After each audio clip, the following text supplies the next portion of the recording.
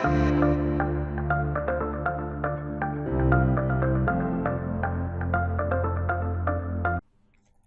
and welcome back. Now in this chapter we are going to go ahead and see how to create a virtual machine in Azure. Now in order to go ahead and create a virtual machine, you can either go ahead and click on creating a new resource with the plus button over here, or you could go on to the virtual machine section over here, and from there you can actually go ahead and create an Azure virtual machine. So there are different ways that you can actually go about with the creation of an Azure virtual machine. So if I go ahead onto the virtual machines section over here, so I already have a set of virtual machines in place. Currently, they are in the stopped or deallocated state. So normally I use these virtual machines when it comes to working actually with Active Directory. So when I don't have a use case for using these machines, in order to go ahead and save on costs, I go ahead and stop these virtual machines. So let's go ahead and create a new virtual machine. So over here, let me go ahead and create a new machine. So over here, we are now presented with a wizard that will help us with the process of creating a virtual machine.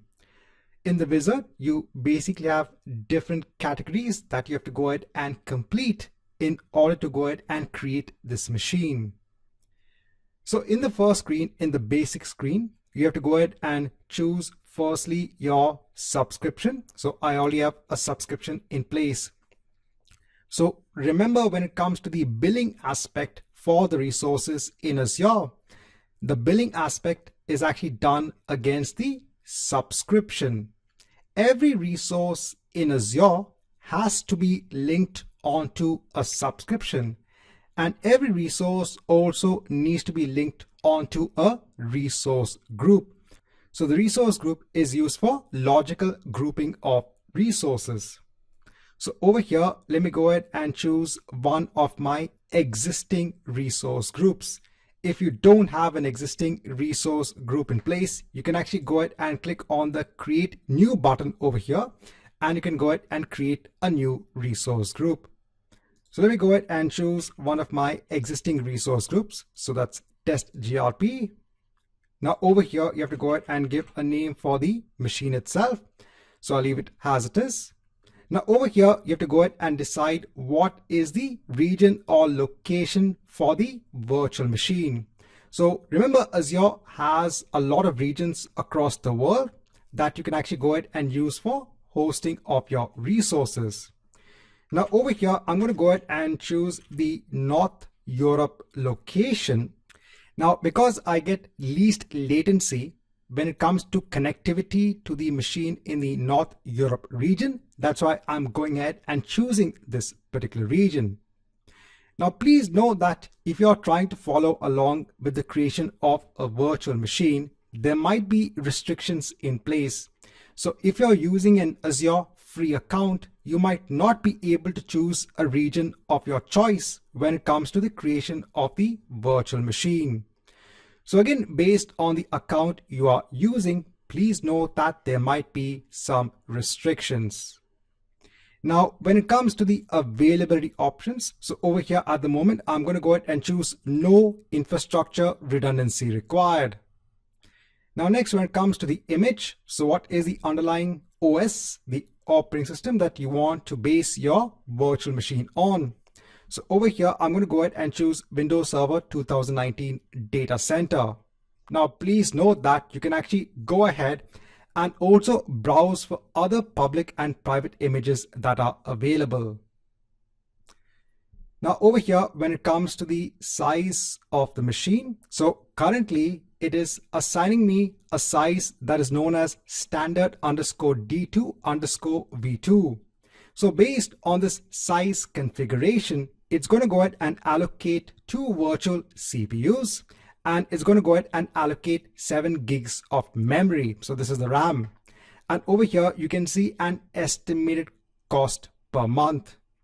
Now, if you want to go ahead and change the size of the machine, you can go ahead and click on select size. And over here, you can see all of the sizes that are available in Azure. When it comes to the size of a virtual machine, so over here, you can see what is the number of virtual CPUs for the particular size over here. What is the amount of RAM that you'll get? And there are other aspects as well when it comes to the size of the machine itself. And if you scroll on to the right, so over here, you will see the estimated cost per month. Now I'm going to go ahead and leave the size as it is because I don't want to actually go ahead and change the size. Now next we need to go ahead and give what is the username and password. This is known as the administrator login. So this is something that you provide. So if you want to go ahead and log into the virtual machine, you have to go ahead and give your own username and password. Now, please note that there are some restrictions for the password itself. So firstly, let me go ahead and give a username, a simple username. Now, if I go ahead and give just a simple password, so over here, you can see that you have some restrictions in place when it comes to the definition of the password.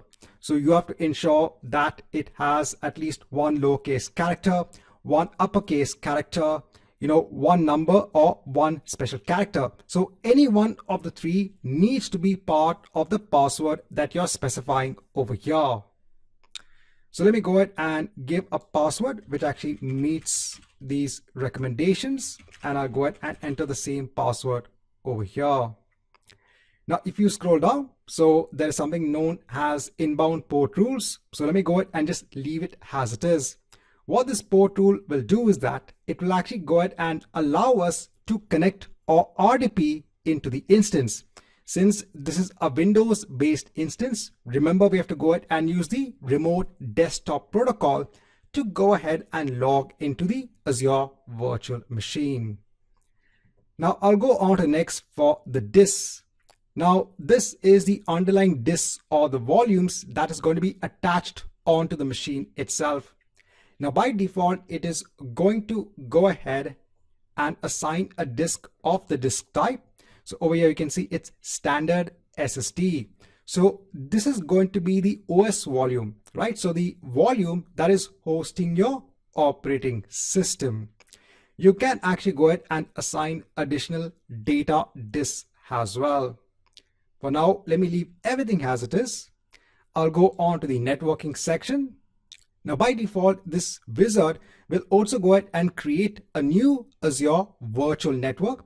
So if you don't have a virtual network in place, it will actually go ahead and create a new virtual network. Now, again, any machine, whether it be in Azure, whether it be in your company's on-premise data center, it needs to be part of a network. So in Azure, the concept of the network is known as a virtual network. Now, it's also going to go ahead and create a new subnet within the virtual network for hosting the machine. And it will also go ahead and allocate a public IP address. This public IP address allows connectivity to this machine from the internet itself. Again, let me go ahead and leave everything as it is. I just want to go ahead and create the Azure virtual machine in this particular lab. I'll go on to next for management. So I'm leaving everything as it is on this particular screen. So I'll go on to next for management.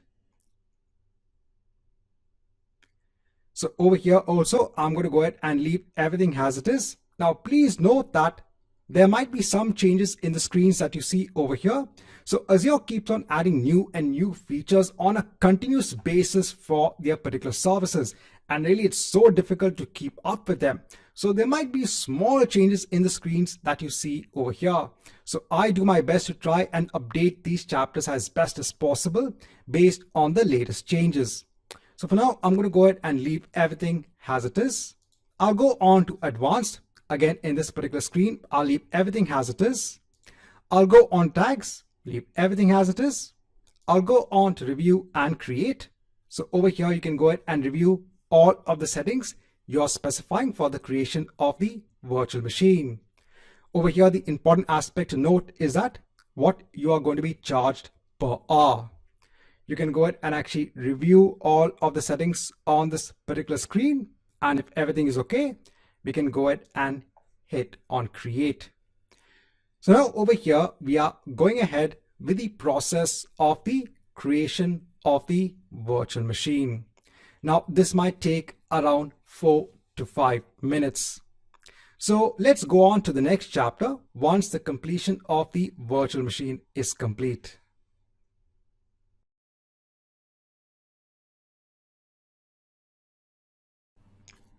Hi and welcome back. So in the prior chapter, we had looked at the wizard to go ahead and create an Azure virtual machine that is based on Windows Server 2019. Now over here, we are in the page wherein the deployment is complete. If you also go on to your notifications, so over here also you can see that you've got a notification that the deployment has succeeded. So if you want to go ahead and look at the state of any action that you actually perform on a resource in Azure, you can actually go ahead and look at the notifications.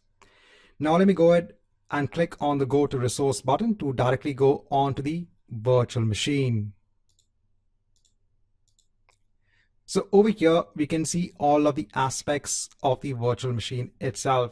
So we can see that it is in the North Europe region. We can see that the virtual machine is in the running state. Over here, we can see the underlying OS. We can see the size of the machine. We can see what is the subscription it is built to. We can see the virtual network. We can see the public IP address. And we can also see other aspects or other things that you can actually quickly do with the virtual machine. So over here, we can go ahead and connect onto the machine. We can go ahead and restart the machine, stop the machine, etc. And then if you look down, so you have other properties also available for the machine itself. If you look at services in Azure, if you look at resources in Azure, there are a lot of features available. Now in another tab, so if I go on to all resources, so over here, I have a lot of resources in place. Now I had actually gone ahead and created this virtual machine as part of this test GRP resource group. So in another tab, if I go on to resource groups, we can go ahead and filter the resources based on different attributes. So over here, I can go ahead and specify the resource group. So if I go ahead and choose my test GRP resource group, so currently over here, you can see that we have some resources in place, and all of these resources have been created by the wizard. So the wizard which actually went ahead and created the Azure virtual machine also create a number of other resources as well. So firstly, it did go ahead and create the Azure virtual machine. Then it went ahead and create a separate resource known as the public IP address.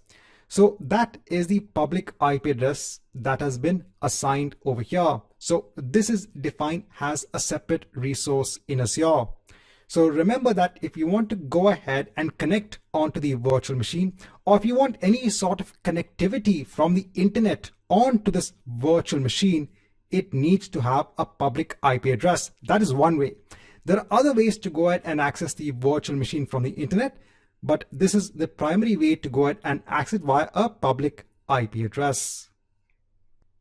Going back onto all resources, so there's something known as a network security group. This is like a firewall which is in place for restricting the incoming and the outgoing traffic from the Azure virtual machine. Then you have something known as a virtual network interface. So this is similar to having a network card on a machine itself. Remember, all the data from the machine actually passes via this network interface. You then have the OS level disk. So remember, this is the disk which will be assigned onto the machine. And then finally, you have the virtual network, which is hosting the virtual machine itself. Now going back onto the machine, so we can go ahead and now connect onto the machine itself. So if I go ahead and hit on the connect button, if I go ahead and click on RDP, so that's remote desktop protocol. So over here, actually we have three options in place. So you have RDP, which is normal for Windows machine, SSH, which is normally used for Linux based machines. Then you have Bastion. So this is a fully managed service which allows you to connect onto virtual machines. For now, I'm going to go ahead and choose RDP. So over here, you will see that you'll be connecting via the public IP address on the port number of 3389. Now we can go ahead and download the remote desktop file. So over here, you can see you have the file in place. Let me go ahead and click on the file. Let me go ahead and hit on the connect button. Over here, let me go ahead and enter the username and password. So remember, this is the same username and password that you specified as the administrator account when you went ahead and created the virtual machine. So let me go ahead and hit on OK. So let me go ahead and hit on yes. And now you will be connected onto the virtual machine. So you've seen how easy it was to actually go ahead and spin up a virtual machine in Azure. So you don't have to go ahead and purchase any hardware. You didn't need to buy anything. So it's so easy to go ahead and just spin up a machine on the Azure platform. Right, so this marks the end of this chapter.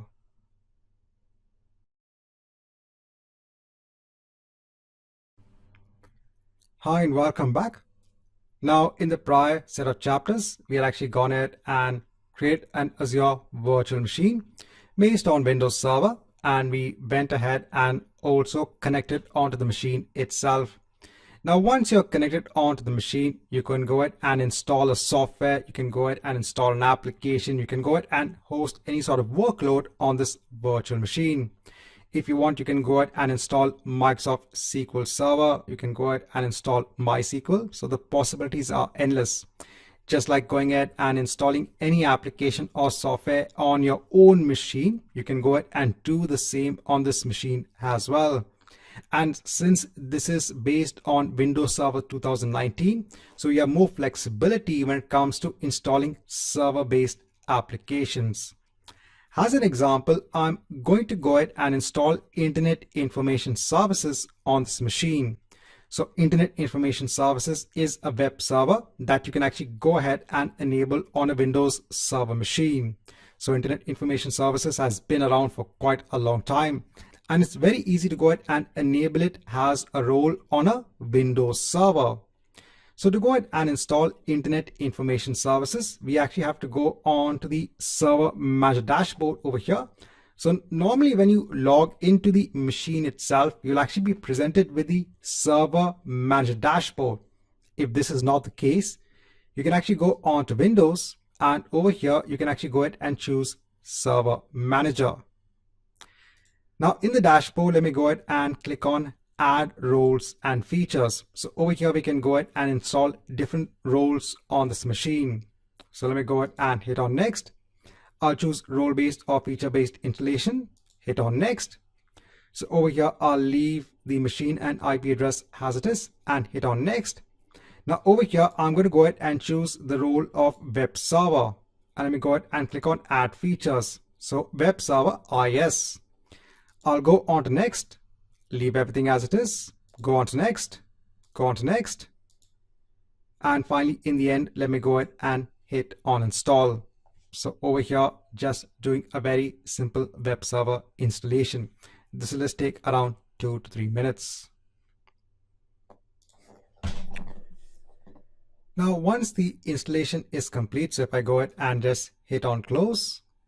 So now if we actually go ahead and open Internet Explorer on this machine itself.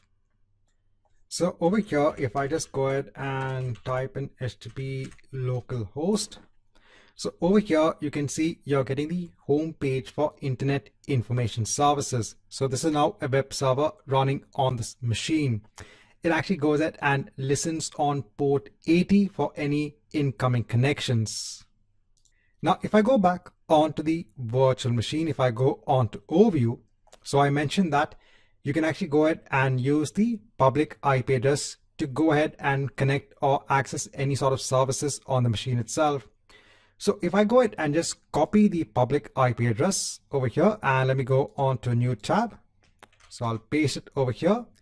Now, ideally what should happen is that you should actually go ahead and see the home page for Internet information services.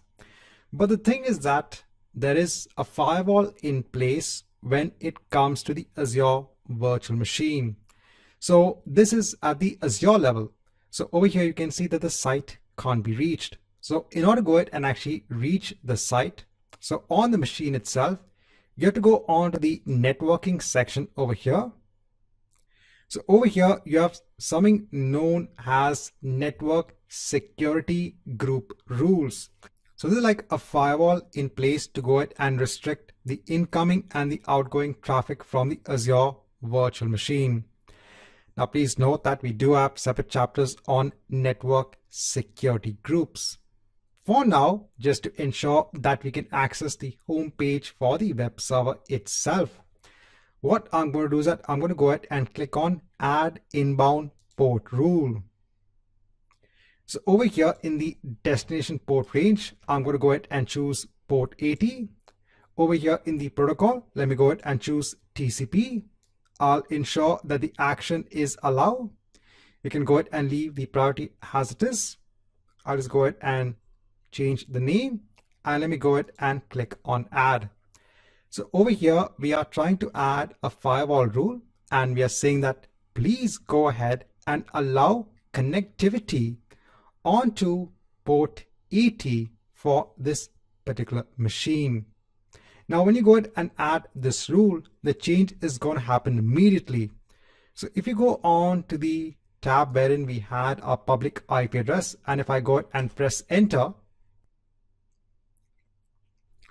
so now over here, you can see the home page for Internet Information Services. Right, so in this chapter, I just want to go ahead and show you how you can basically host a workload on an Azure virtual machine.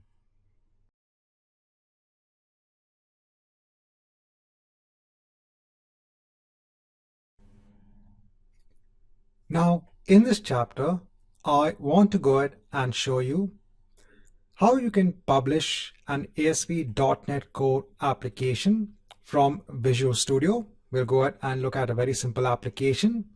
So I want to go ahead and publish that project onto an Azure virtual machine. So over here, I have an Azure VM in place. It's running Windows Server 2019, and I've already gone ahead and installed Internet Information Services on this machine. If I go on to the networking section, so I have a rule that allows traffic on port 80. Now, in order to go ahead and publish the project onto this Azure virtual machine, there are some steps that we need to perform. Firstly, let me go ahead and start Visual Studio 2019. So over here, let me go ahead and create a new project. So I'm going to go ahead and search for ASP.NET Core. And let me go ahead and choose ASP.NET Core Web App, C#. Go on to next. Over here, let me go ahead and give a name for the project. Let me go on to next. So over here, we can leave the target framework as it is. So it's .NET Core 3.1. I'll go ahead and hit on create.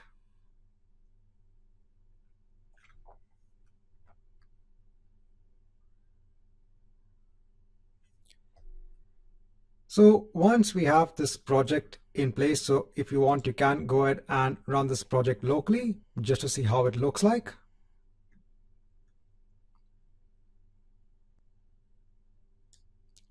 So it's running this on localhost, right? So this is how it looks like.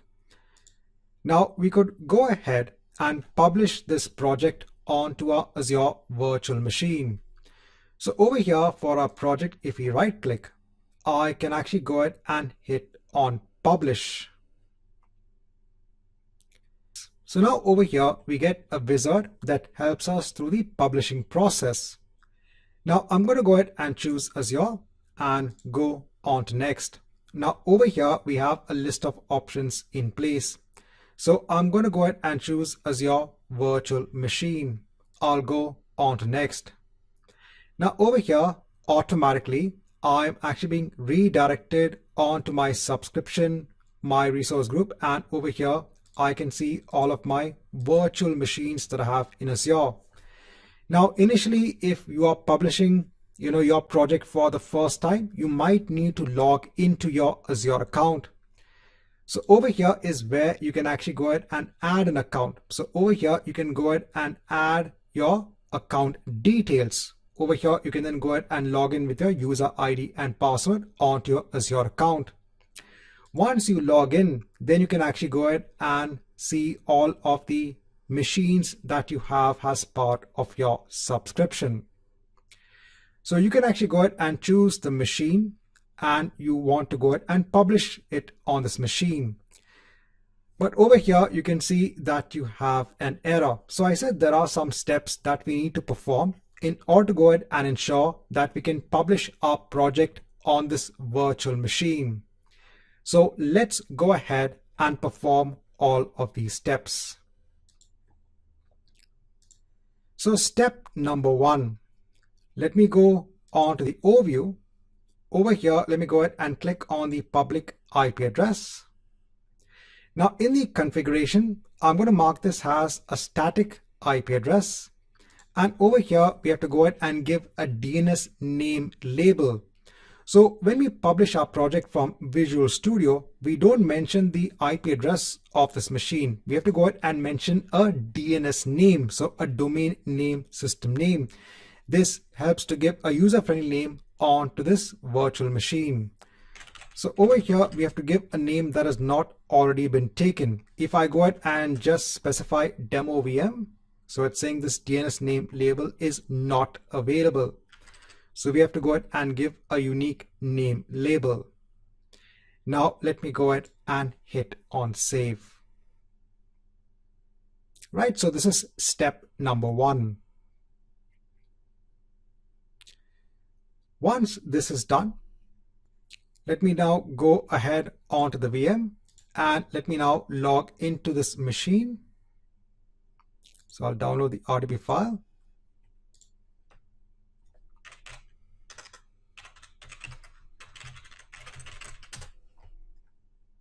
So I'll just go ahead and connect onto this machine. So over here, just giving a diagram on the list of steps that we need to go ahead and perform.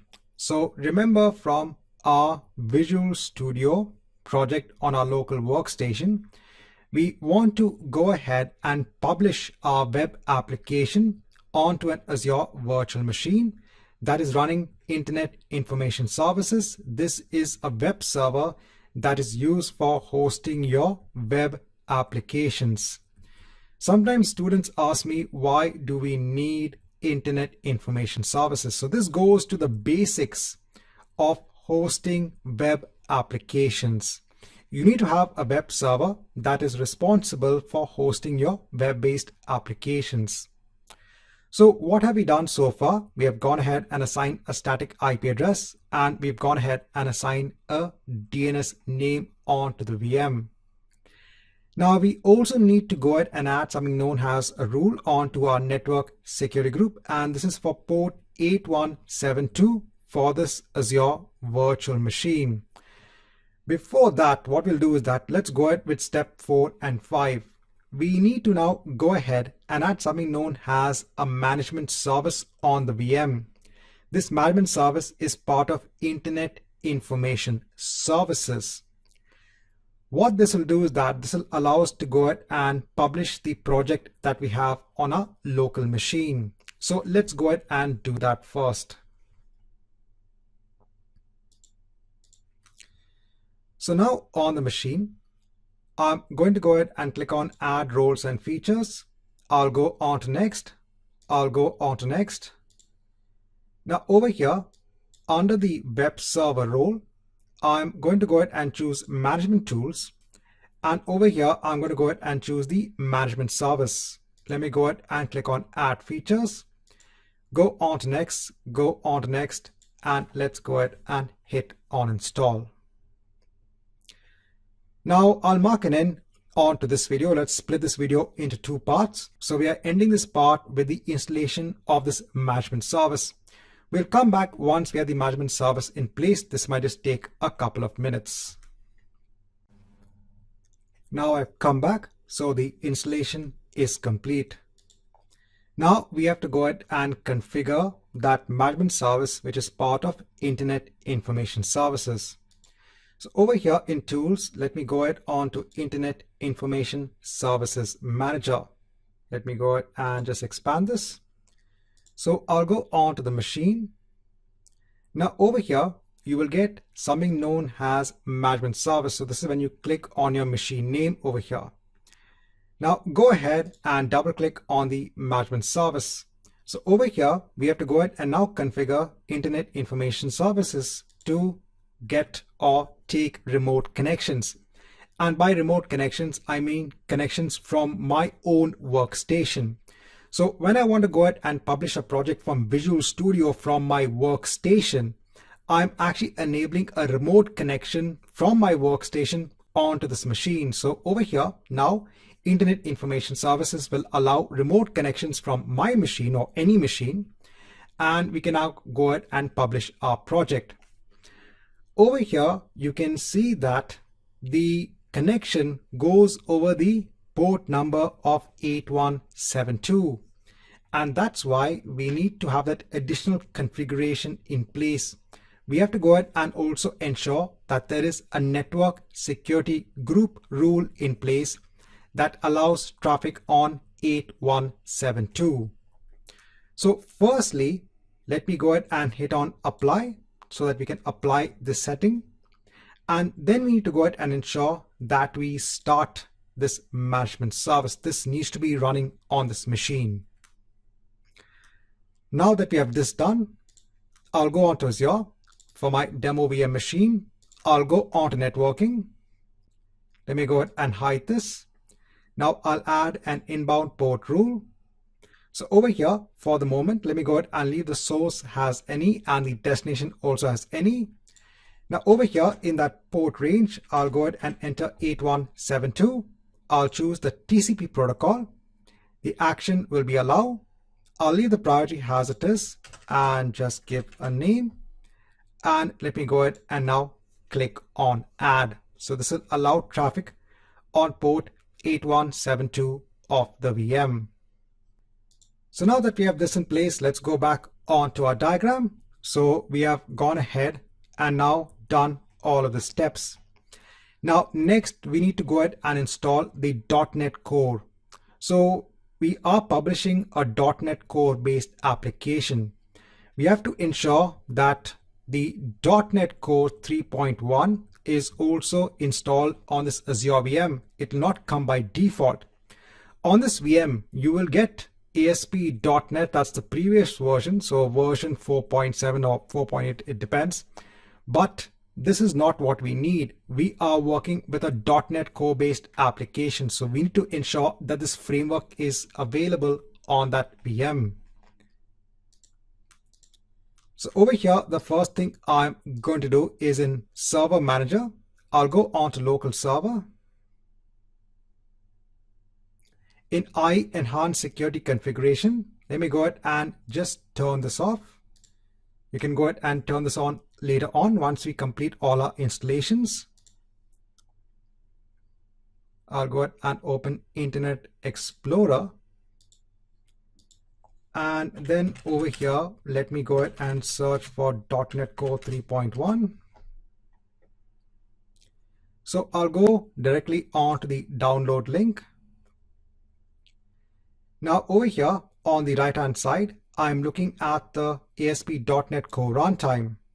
I'm looking at Windows. Over here, we can go ahead and choose the hosting bundle. So if you have Internet Information Services already in place on this VM, you can go ahead and opt to install this hosting bundle.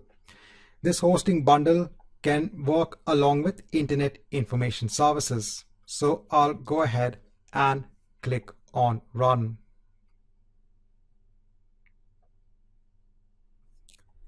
I'll agree to the license terms and conditions and hit on Install.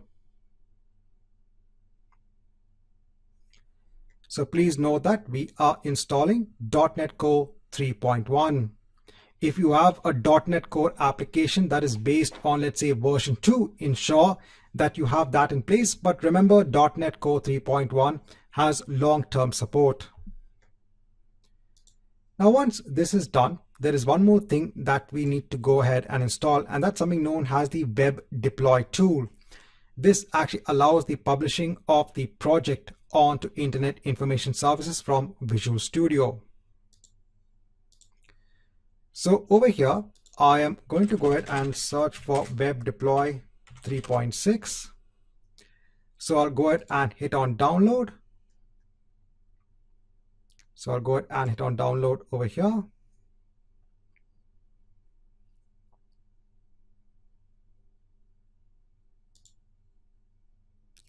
I'll choose the 64-bit version, hit on next. Over here, let me go ahead and allow once. I'll go ahead and click on run to go ahead and run the Web Deploy tool. Once the setup screen is in place, I'll go on to next. So again, a very simple installation. I'll go ahead and choose complete for all of the features and then go ahead and hit on install.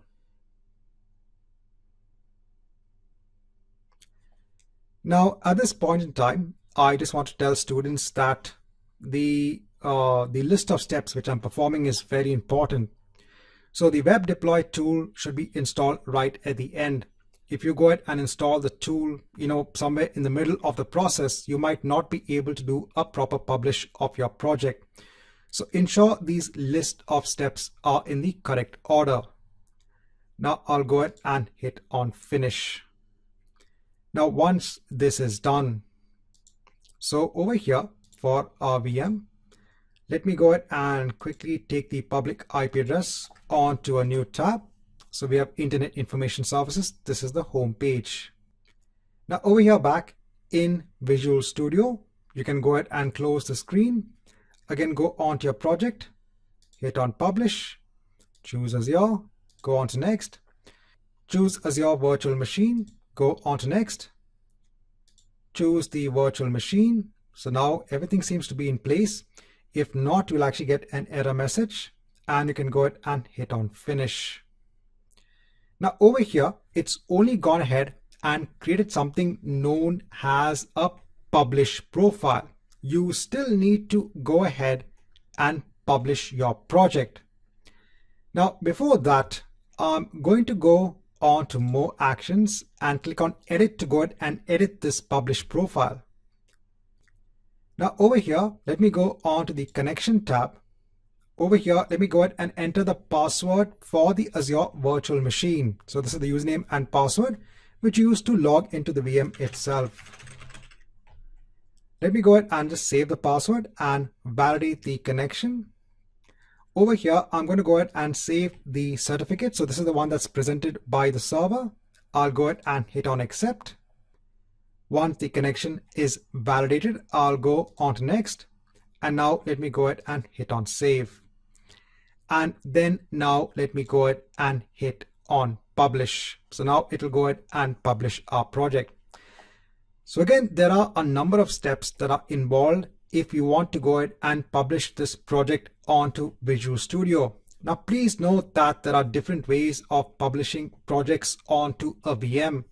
Over here, I'm just showing you one scenario.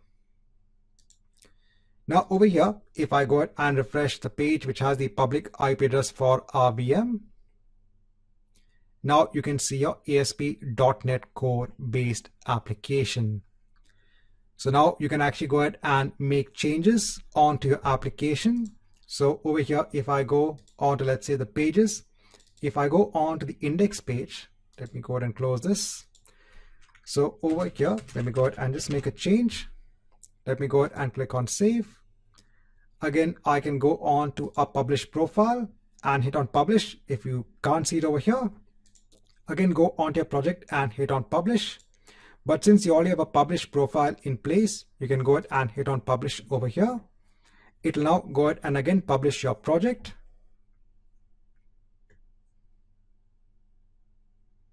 Once this is done, let's go ahead and refresh the page. and now you can see the change over here. Right, so this marks the end of this set of chapters wherein we have looked at how to publish a project from Visual Studio onto an Azure VM.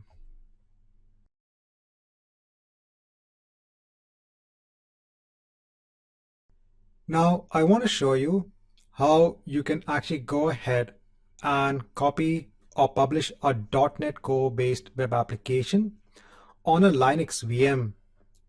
So before that, let's go ahead and actually build a Linux VM.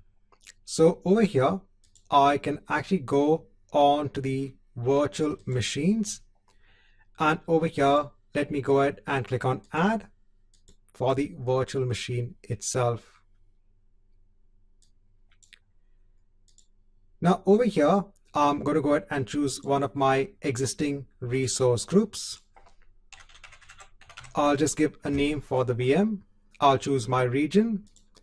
I'll choose no infrastructure redundancy required. Now over here, I can see Ubuntu Server. If you don't see Ubuntu Server in the recently used, you should see it in the marketplace images to get started. So even over here, you have Ubuntu Server 18.04. Over here, I'll go ahead and choose a size that is available. Over here in the authentication type, just to make it simple, I'll go ahead and choose password. Over here, let me go ahead and give the details of the authentication. So remember, we're going to go ahead and use the same authentication details to log on to this VM. Now over here in the allow selected ports, I am going to go ahead and leave it as port 22. So when you log into the Linux VM via SSH, it will be done on port 22. I'll go on to next for the disk. I'll leave everything as it is. I'll go on to networking. I'll leave everything as it is. Now I already have a virtual network in place in this particular region. So it'll go ahead and choose the same virtual network. It'll only go ahead and create a new public IP address. And this is fine because we need a public IP address to go ahead and log into the machine. I'll leave the other aspects as they are. I'll go on to management, leave everything as it is. Go on to advanced, go on tags, go on to review and create.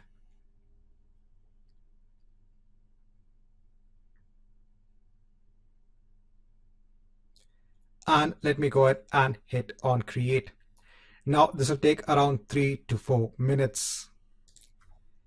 Now I'm on a Windows workstation. If I want to go ahead and log on to this server on this Linux VM, I have to use a tool known as Putty. So you can actually go ahead and download it from this particular link. I've already gone ahead and installed this tool. So when you go ahead and install this tool and you launch this tool, over here you have the configuration. Here you can actually go ahead and mention what is the IP address, the public IP address of the VM. Now over here in the other tab, I can see that my resource has already been deployed. So I'll go ahead onto it. Over here, I'll take the public IP address. I'll place it over here in the host name. I'll just go ahead and hit on enter to go ahead and connect onto the machine. Over here, I'll go ahead and choose yes for the server host key. Then I'll go ahead and mention what is the username and password. So this was the same username and password we mentioned during the creation of the VM. And now we are logged on to the Linux virtual machine. Right, so let's mark an end onto this chapter wherein we have gone ahead and built our Linux VM.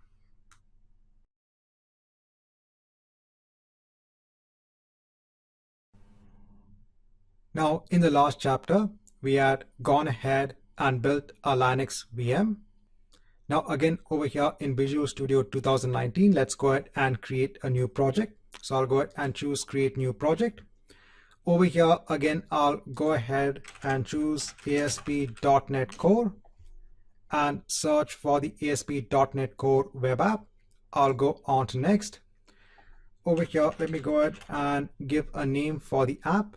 I'll go on to next. Again, I'll go ahead and choose .NET Core 3.1. Just for simplicity, let me go ahead and not configure this for HTTPS. And let me go ahead and hit on create. Right, so again, we have our project in place. Now over here in Visual Studio, when you go ahead and run your project, so over here you can see the option of IS Express. So when you go ahead and actually run this, you are running this on a minimal version of Internet Information Services that actually comes bundled with Visual Studio. So over here now, this web application is running in that IS Express edition. Apart from that, you also have the ability to choose the Linux app, your project itself. So when you go ahead and choose this, let me go ahead and just run this and see what happens. So over here, a command prompt window will actually open. Let me go ahead and show that. So now it's actually running the .NET Core application, your web application, and it has also gone ahead and opened the browser, and now your project is running on port 5000 over here. So this version of the web server that is now running is known as the Kestrel web server. So this is actually a cross-platform web server for ASP.NET Core. So it comes bundled as part of ASP.NET Core. So this web server is enabled in the ASP.NET Core project templates. So on your local machine in Visual Studio, you could go ahead and run your application either on the Kestrel web server on IS Express. Now we have seen earlier on how we could directly publish our project onto a Windows Server machine that was running Internet Information Services. So this is a proper web server that has a lot of features. These web servers are just used for, running, developing, debugging your applications. But if you want a full-blown web server, then you should choose Windows Server along with Internet Information Services. Now we are looking at hosting our application on a Linux virtual machine. So initially what we look at how we can actually run our ASP.NET Core on that same Kestrel web server on the Linux VM itself. Now over here, the steps that we need to perform are, we can't publish it directly from Visual Studio. Instead, we have to go ahead and publish our project onto a folder on our local machine. We are then going to go ahead and use a tool.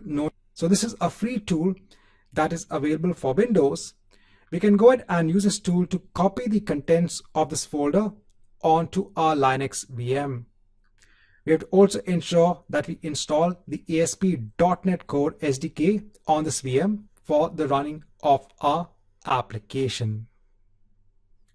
So over here, showing you the download page for the WinSCP2. So you can actually go ahead and download the tool. So I said it's free of cost. Now I'll go ahead on to Visual Studio. Let me go ahead and stop our project. If the command prompt is still open, you can go ahead and close that as well.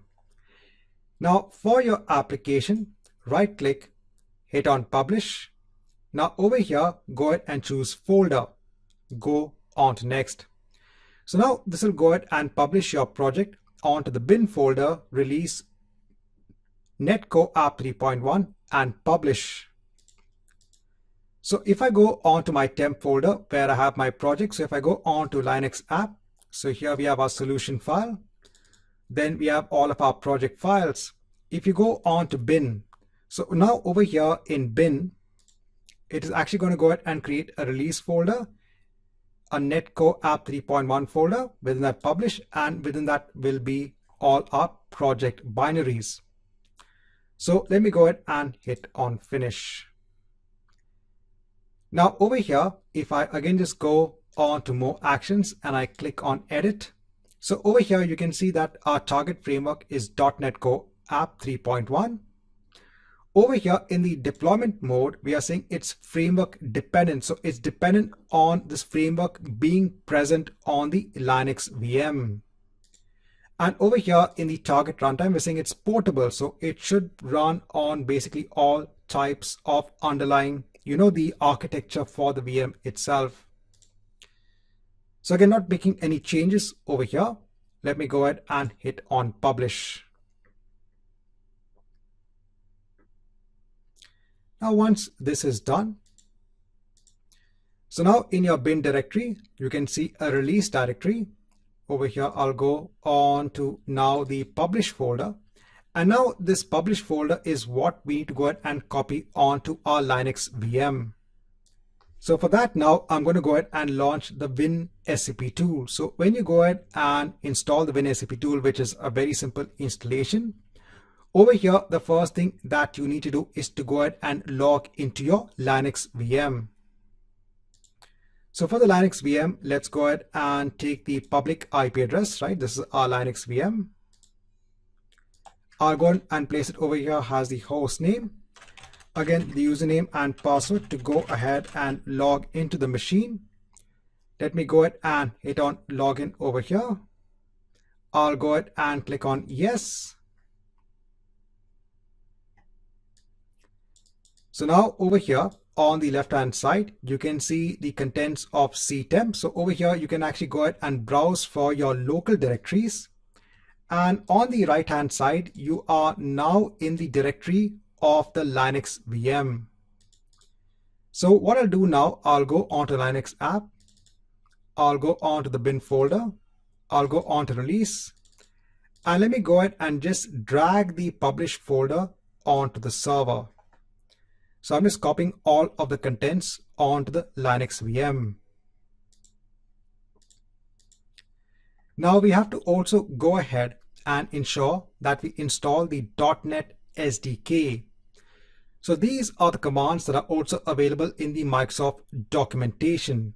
So over here, we have to ensure that we provide first the right source of the Microsoft packages. Then we update the package index, and then we install the required libraries, and then we install .NET SDK.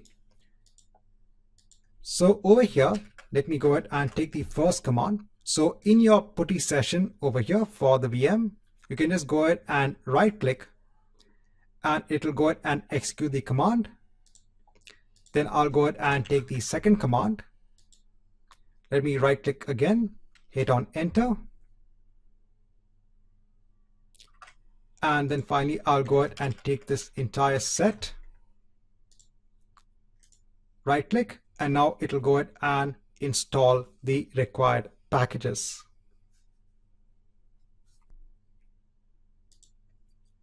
Now, once this is done, over here, you can go ahead and clear the screen. Now I can see I also have my publish folder in place. So on the Linux VM, it's /home/demo user. So over here also I'm actually in the demo user folder. I can now do a cd and go on to that publish folder. If I do a directory listing, over here I have to go ahead and run my linux app.dll.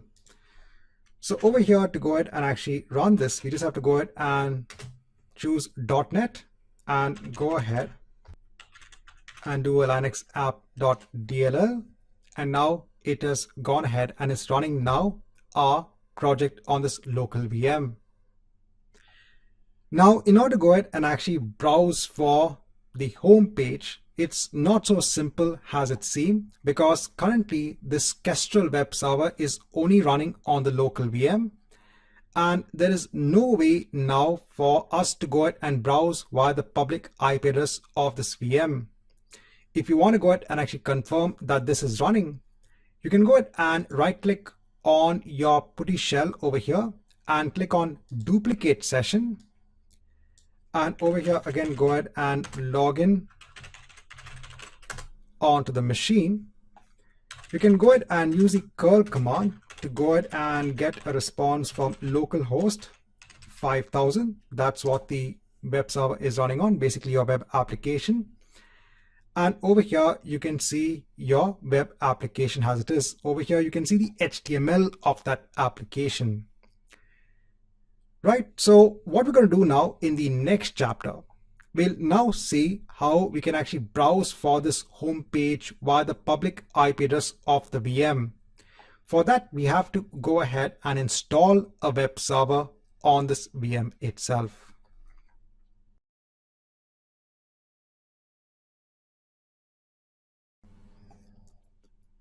So in the last chapter, we had seen now how we could run our .NET application on a Linux VM on the Kestrel web server. So we had gone ahead and performed these steps. Now let's say as a user, I want to go ahead and see my application running if I go ahead and browse for the public IP address of the VM.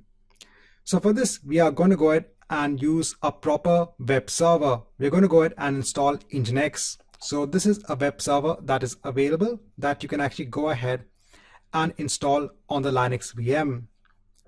Now, once you install Nginx, we have to go ahead and do a configuration. And the configuration on Nginx is we have to go ahead and tell Nginx whenever a request comes for the home page, basically on port 80, then direct that request on to the application running on port 5000.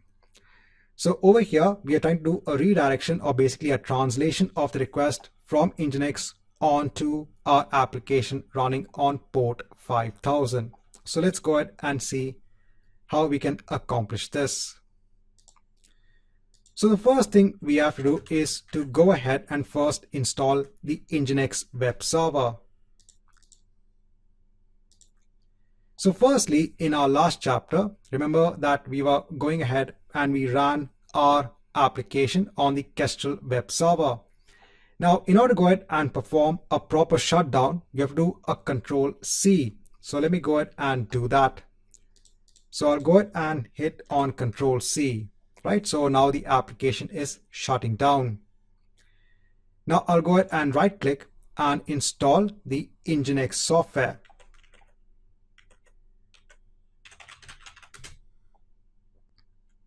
So over here, it's a sudo apt-get install Nginx. Over here, I'll say yes to go ahead and install this. Let me go ahead and also ensure that in the list of steps, I change it accordingly. Now, once the installation is complete, let me go ahead and just clear the screen. Now over here for Linux VM, I'll go ahead and take the public IP address. I'll go on to a new tab. Now over here, I am not reaching the home page for Nginx because I need to go on to the networking section. I need to go ahead and add an inbound port rule for port 80. So I'll leave the source as any, the destination has any. In the service, I'll go ahead and choose HTTP. Over here, let me go ahead and just give a name for the rule and click on add. So we're adding a rule to allow traffic on port 80. So let's just wait for a minute. Now, after waiting for a minute, let me go ahead and refresh this page. And now I can see the home page for Nginx. So now over here, I want to ensure that when I go on to the IP address of this VM on port 80, I'm now redirected onto our .NET application, which is running on the Linux VM. So I said we need to go ahead and do a configuration change. Now, before I do the configuration change, I'm firstly going to go ahead and stop Nginx because I'm making a configuration change. So over here for the PuTTY session, let me go ahead and again right click and let me go ahead and stop the Nginx web server. Once this is done, in the WinSCP tool, we can actually go ahead and ensure that we make a change onto the required configuration file of Nginx. So for that, I'll go ahead onto the top level folder. So I'm in the top level folder over here. I'll go on to a folder known as etc. Then in this folder, I'll go on to another folder that is Nginx. So this folder will be in place once we install Nginx. I'll go on to another folder known as sites available. And we have to go ahead and make a change onto this file. Now, before we actually make a change onto this file, we have to ensure that we give permissions to us to go ahead and make these modification steps. So firstly, in the putty session, I'm going to go on to etc nginx sites available. So over here in putty, I'll go ahead and do a cd/etc. So now I'm in the etc folder. I'll go on to nginx and then I'll go on to the sites available folder. Now over here, I'll just go ahead and give permissions onto that file, the default file. Then I'll go over here. Let me go ahead and actually hit on refresh. Now you can see the rights have actually changed. Now, obviously, your Linux administrator can go ahead and give you more refined rights. Since this is basically just for development purposes, I'm going ahead and giving full rights. I'll go ahead and double click on the file to go ahead and open the configuration file. Now over here, the thing that we need to change is this particular section. So over here, I'll go ahead and replace this section. So again, this is also available in the Microsoft documentation, but I'll go ahead and ensure that I also add this as a resource. Now over here, you can see that we are ensuring to pass the request onto localhost 5000. That is where our .NET application will be running. Now I'll go ahead and click on save. Now in WinSCP, if you get an error, that's fine. You can go ahead and hit on skip. To confirm, you can go ahead and close this. Again, double click on the file. And you should be able to confirm that the contents are indeed in place. Now next, let's go ahead and start our Nginx service. Right? Let us also now start our .NET application. So you can actually go on to /home/demo user. Over here, you should be having your publish folder. So go on to the publish folder. So we have our Linux app. So then we do our .NET Linux app.dll. Right. So we have this also running. So now if I go ahead and refresh this page, you can now see your .NET application. Right, so in this chapter, just want to show you how you can use Nginx to go ahead and route request onto your .NET application.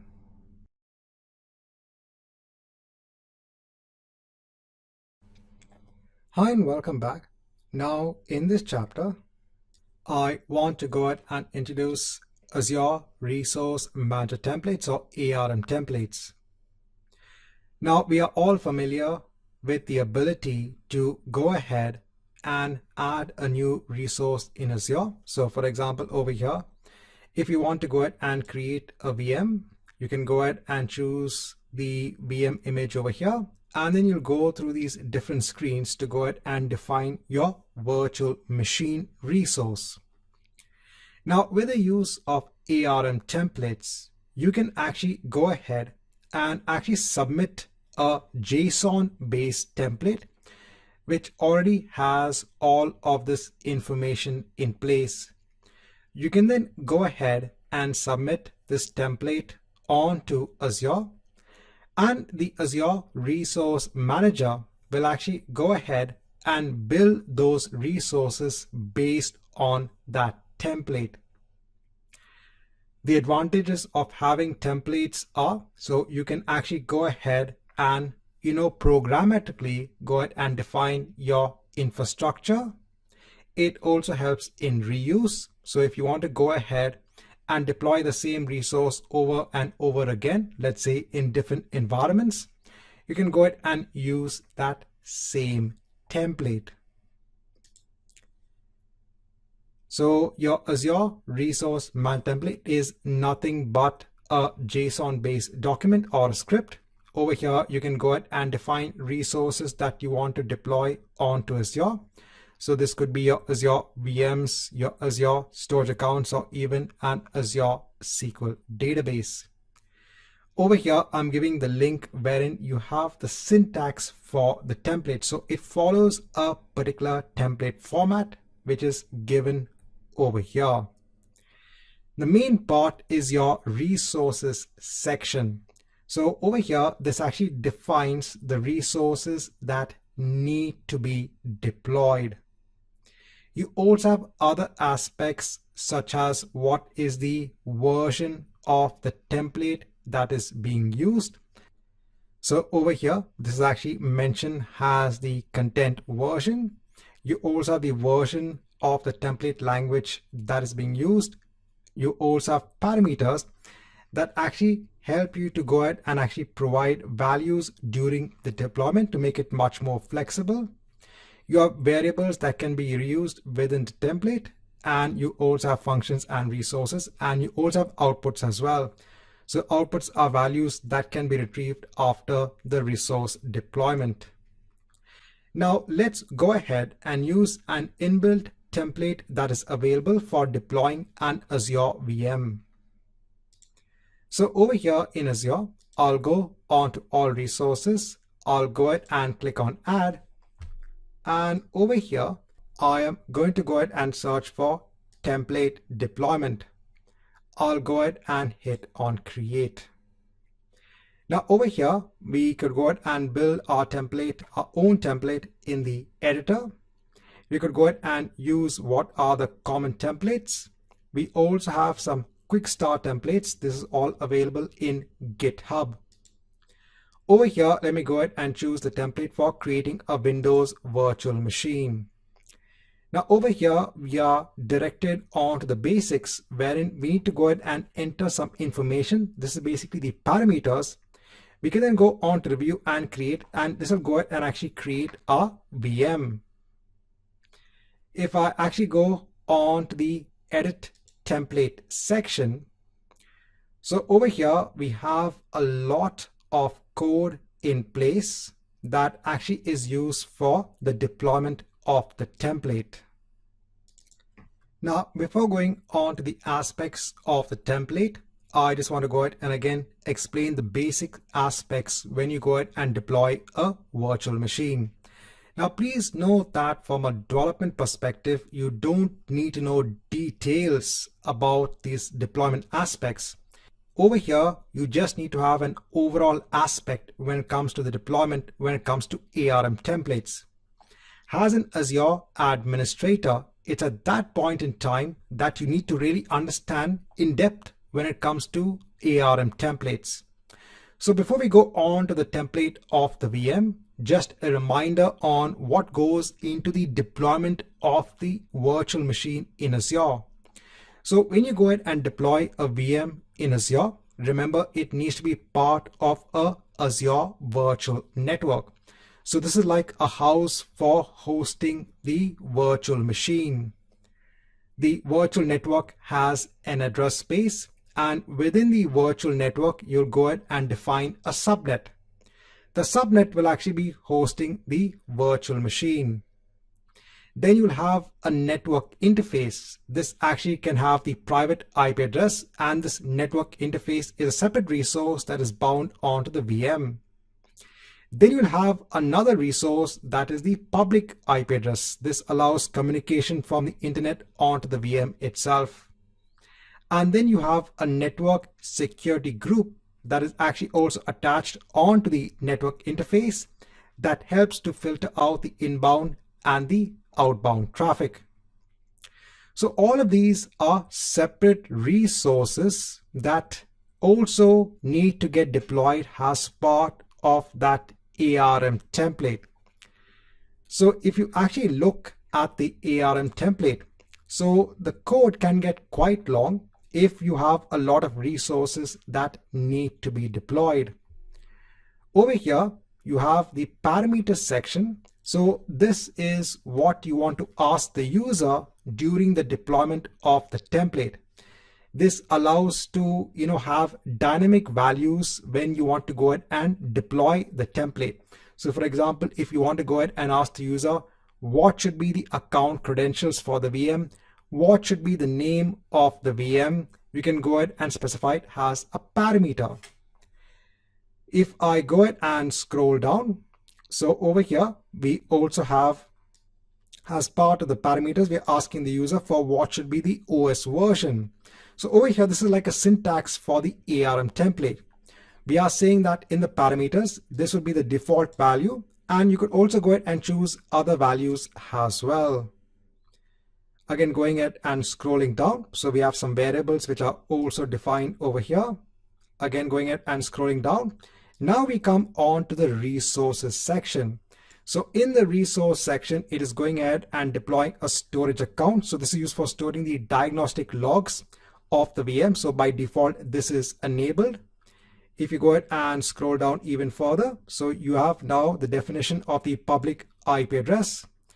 If you go ahead and scroll down, the definition of the network security group. Again, if you go further down, you have the definition of the virtual network. And if you go ahead and scroll down, you have subnets, etc. Now, if I go on to the definition of the virtual machine itself, over here, you can see something known as a depends clause. So if I go a little bit on top, so the virtual machine, when it's deployed, it also depends on other resources.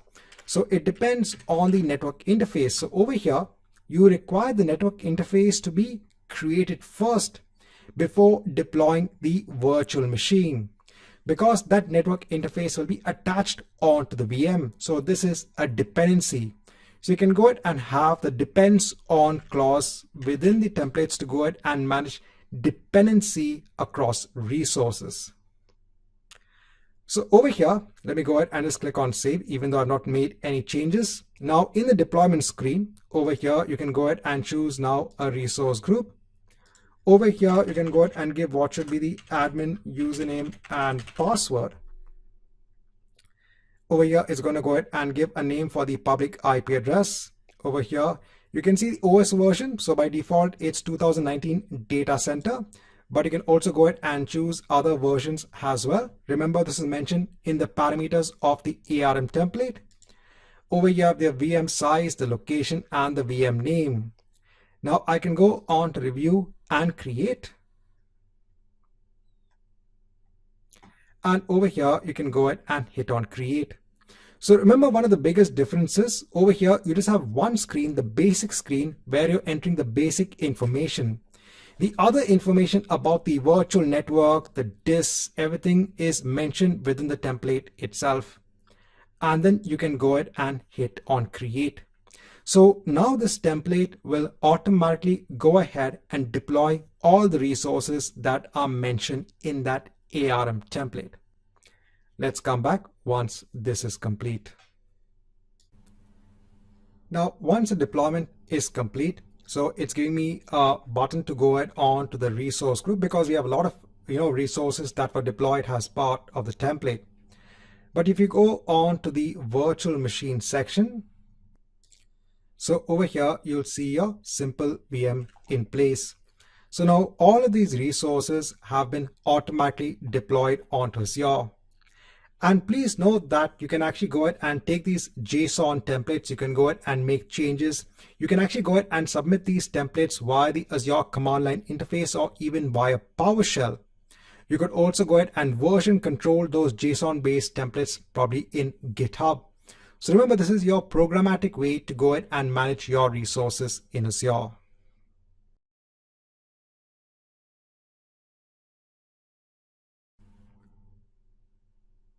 Now, a tool that we'll be using during this course is the Azure CLI, the Azure command line interface. So using this tool, you can go ahead and issue commands against resources that are part of your Azure subscription. It's very easy to go ahead and start using this tool. So you can go on to the install section. You can go ahead and choose on what OS you want to install the tool on. And it's a very straightforward and simple installation. It's a free tool. You can go ahead and download and install the tool.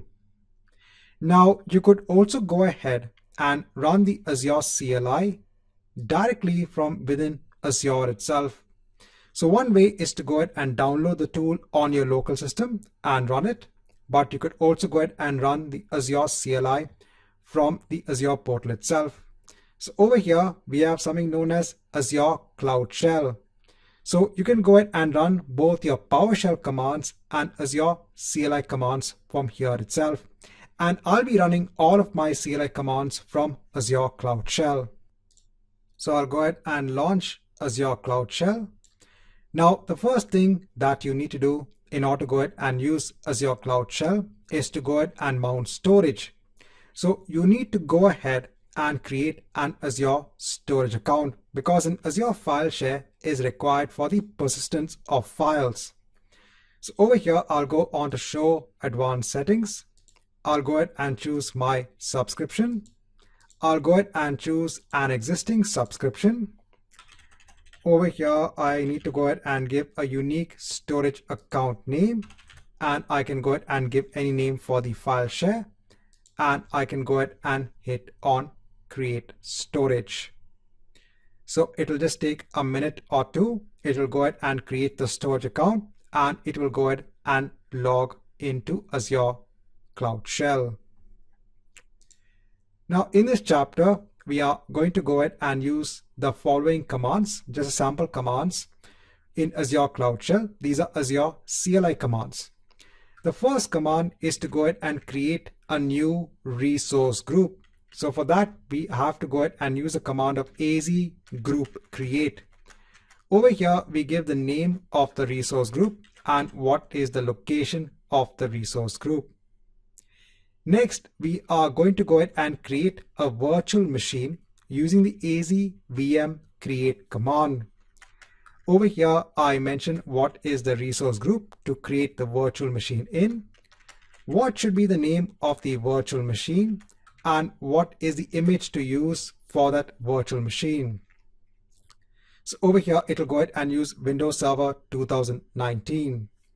Over here, I am giving the admin username to use for the VM. Now, this is a quick create command that is available for creating VMs on Azure. Over here, you will note that I am not, first of all, mentioning what is the location to create the VM in. So it will go ahead and default on to the location of the resource group itself. So it will be created in the East US location.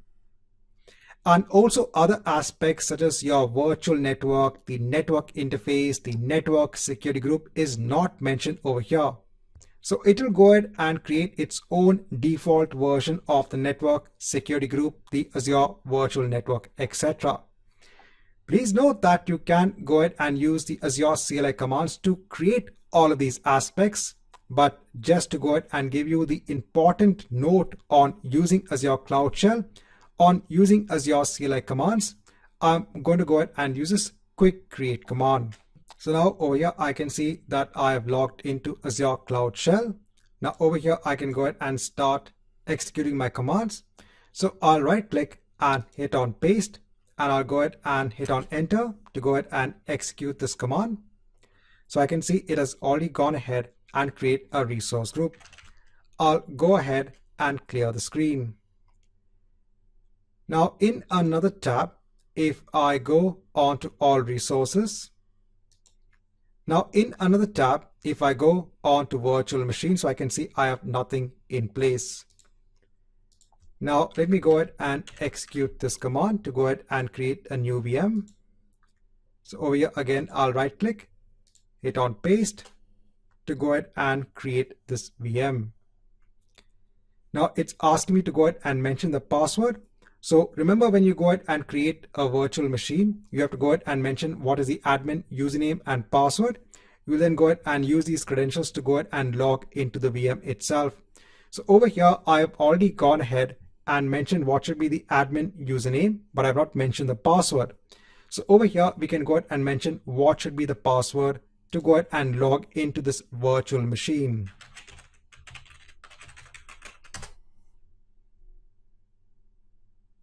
So now it will go ahead with the process of creating the virtual machine. So this will take around 4 to 5 minutes. Let's come back once this is complete.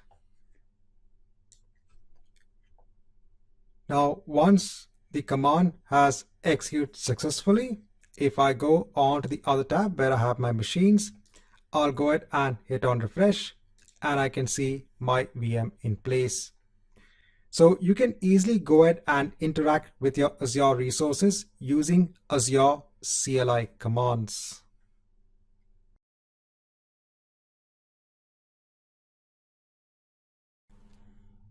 Now, in the earlier chapter, we had gone ahead and seen how to create an Azure VM using Azure Cloud Shell. Now, in this chapter, I want to go ahead and show you how you can use PowerShell to go ahead and perform the same task. Now, PowerShell is basically a cross-platform task automation solution. So over here, you have a command line shell as well, in which you can actually go ahead and execute commands. But with PowerShell, you can not only work with Azure, you can work with other resources as well. So if you just want to work with your Windows machine, you can go ahead and have PowerShell commands or scripts that can go ahead and interact with your machine and works on Windows, Linux, and Mac OS.